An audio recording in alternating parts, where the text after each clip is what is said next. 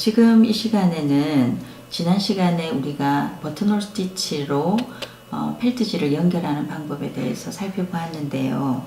여기 보시면 우리가 시장놀이를 하거나 또 다른 어떤 매체를 만들려고 할 때 활용할 수 있는 겁니다. 이제는 펠트지가 아니고 종이에 프린트한 것을 그대로 살릴 수 있는 방법을 이용한 매체입니다. 여기에 보시면 지금 색깔이 굉장히 알록달록하게 원래의 모습대로 잘 나와 있죠. 이렇게 초콜릿도 있고요. 물고기도 있고요. 지금 여기에 만들어진 것들은 아이들이 시장놀이 주제에 맞추어서 놀이를 했던 매체 중의 일부입니다. 그래서 여기는 야채 가게, 과일 가게, 생선 가게, 그리고 과자와 음료수를 살 수 있는 곳, 또 문구류를 이렇게 살 수 있는 곳 해서 분류하고 또 이렇게 장바구니를 들고 아이들이 게임의 형태로 장을 볼 수 있도록 한 것이거든요. 자, 이걸 만드는 방법에 대해서 간단하게 소개를 드리면 우선 여기에 필요한 그림들을 이렇게 컬러 프린트를 하시면 되는데요. 컬러 프린트를 하실 때 여기 보시면 이 두 개가 대칭이 되도록 하시면 좋습니다. 그래서 이 반을 접어서 여기에 있는 이 그림이 앞과 뒤가 되어 있거든요. 그런데 똑같은 앞면을 자르게 되면 두 개를 겹쳤을 때 그림이 정확하게 모양이 비뚤어질 수 있기 때문에 이걸 똑같이 맞대어서 대칭이 되게 하려고 하면 이 그림을 그대로 거울에 비춘 것처럼 되어야 되겠죠. 그리고 제가 이렇게 되어 있는 연필을 중간을 중심으로 반을 접으면 여기에 있는 이 연필이 그대로 될 수 있도록 되는 거죠. 여기를 제가 한번 잘라보면 자르실 때는 여기 보시면 하얀색 라인이 다 나와 있잖아요. 여기에는 이제 바느질이 들어가는 부분이거든요. 그래서 요 간격만큼 자르시면 됩니다. 자, 이렇게 자르면 여기에 연필이 그대로 모습을 드러내게 되죠. 그죠? 제가 약간 연결되어 있는 부분을 놓고 이렇게 했습니다. 자, 여기에 종이만 바느질을 하면 찢어지기도 쉽고 또 아이들이 몇 번 만지면 쓰지 못하도록 되겠죠. 그래서 이걸 조금 더 튼튼하게 하기 위해서 이 아스테이트지를 함께 이용을 합니다. 그래서 여기에 있는 가운데 부분이 아스테이트지에 접혀져 있는 부분으로 들어가게 해서 다시 한 번 더 이 형태대로 자르도록 하겠습니다. 아스테이트지와 그 다음에 종이를 자를 때 이 연필을 처음에 종이에 있는 부분을 자를 때 아스테이트지와 함께 잘라도 되기는 하겠죠.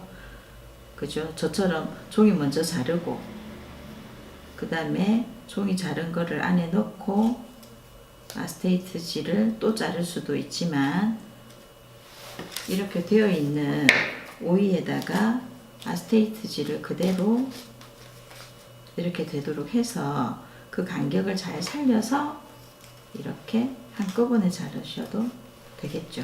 근데 이제 주의하실 점은 이렇게 자르실 때 이 내장의 아스테이트지와 종이가 서로 비뚤비뚤하지 않도록 이 왼쪽 손이 잘 잡아서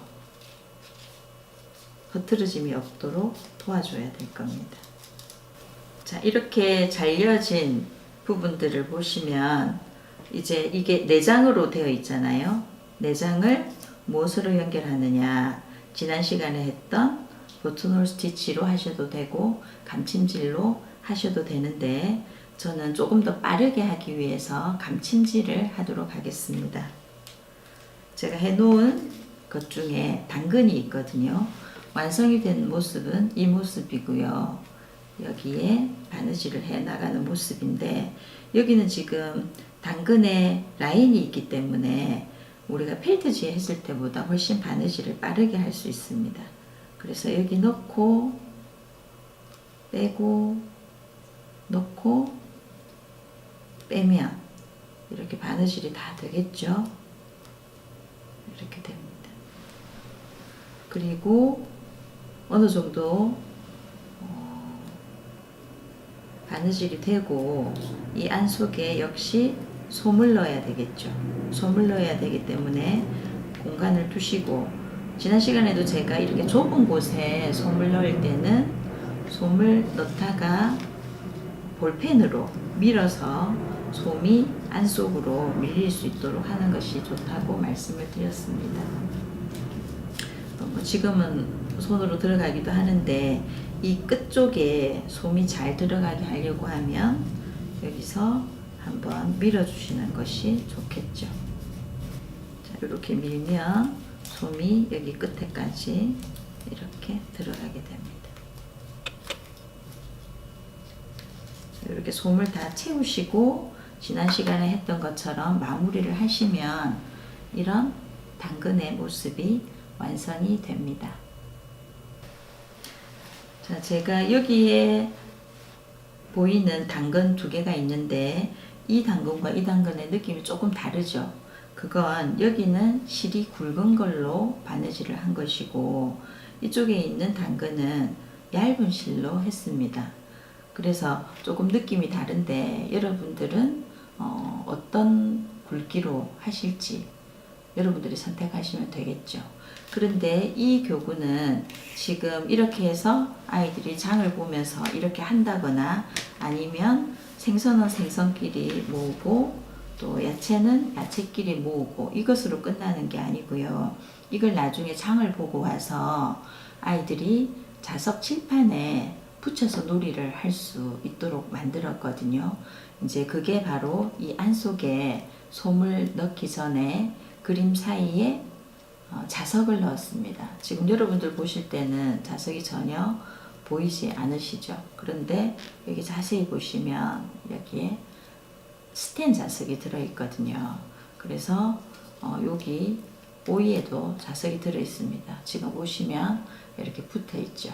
그래서 놀이도 할 수 있지만 아이들이 그 자석이 붙는 곳에 이용해서 붙여가면서 그래프를 그리거나 아니면은 색깔별로 분류를 하거나 아니면 어떤 곳에서 이걸 살 수 있는지 분류할 때 활용할 수 있습니다. 물론 이렇게 하고 나서 벨크로 테이프를 이용해서 붙였다 뗐다 할 수도 있겠죠. 그런데 이제 그렇게 되었을 경우에 여기 있는 그림이 가려지는 단점이 있어서 이번에는 안속에 자석을 넣었습니다. 이렇게 자석을 넣으려고 하면 여러분들이 바느질 하기 전에 여기 사이에 자석을 넣어야 되는데요. 자석을 그냥 넣으면 자석이 움직이거든요. 그러면 솜이 들어갔을 때 이쪽 끝으로 자석이 갈 수도 있잖아요. 그래서 자석을 여기다 놓으시고 투명한 테이프로 고정을 시키신 다음에 이렇게 겹쳐서 바느질을 하시는 것이 효과적이라는 생각이 듭니다. 자, 이런 매체를 이용해서 아이들이 손으로 만져보고 또 그리고 자석에도 붙여보고 칠판에 붙여보고 하는 그런 놀이들을 충분히 할 수 있겠죠. 그리고 그런 방법이라면 꼭 시장놀이가 아니라도 여러분들이 다양한 곳에 활용할 수 있을 것이라고 생각을 합니다. 우리가 펠트질을 이용해서 했을 때는 구분되어지는 것이 명확하게 색깔이 드러나기는 하지만 사실적으로 표현하기는 참 힘들죠. 그런데 이 사실적인 표현을 컬러 프린트를 이용해서 하게 되면 보다 실물에 가까운 것을 접할 수 있습니다. 그래서 같은 바느질을 하되 이렇게 촉감을 느끼기 위한 것으로 할 건지 아니면 명확한 모양의 형태를 선택할 건지 여러분들이 판단을 하시고 어느 것을 하실지 결정을 하시면 되겠습니다.